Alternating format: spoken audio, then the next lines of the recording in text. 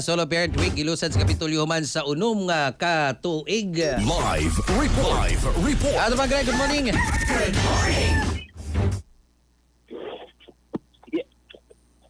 Ato ba, Greg? Yes, ba, Eric? May buntag po sa tumasok. May buntag, ito ba, Greg? Yes, may buntag sa tumasok yung paminaw. Nili mga tora, o may buntag usap kanimo diha, gibuklusad karon pagbalik sa Kapitolyo.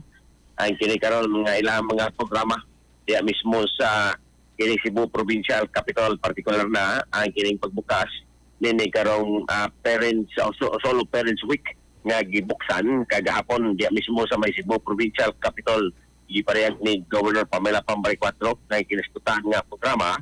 Iyan ang gibanaw pagbalik po sa administrasyon human nga naanaw kini sud sa unom ka tuig giparehag ni Marie 4 nga importante ang paghatag o kini karon nga importansya ngadto sa mga individual o mga solo parent nga mugi naging bisog ngadto sa tagsa ka mga anak nga nagkinasara diri mismo sa probinsya Sugbo para kay Marie 4 o may pa mga programa ang kini karon nga ilahang himuon kalabot sa kayuhan usab dinhi nasigutan nga mga solo parent ang nasigutan nga kalihukan di mismo sa Kapitolyo o ubay nga mga programa o gingod man mga pakulo ang gibuhat aron usab malingaw ang mga solo parent diri mismo sa probinsya Sugbo. Gibutyag ni Marie 4 na makasalig ang kini mga solo parent diri sa probinsya nga usap po sila sa mga tagag-prioridad ni Governor Pamela Pambay 4 ubusab sa administrasyon lakip na ang mga ayuda niya nga ihatag o programa nga pahimusla nila alang usab sa ilahang kaayuhan.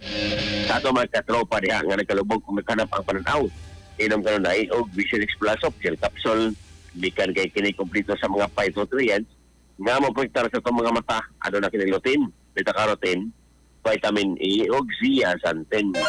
Alang sa Pilipino para sa Pilipinas kini katropa Greg Magdano XFM News. Live report.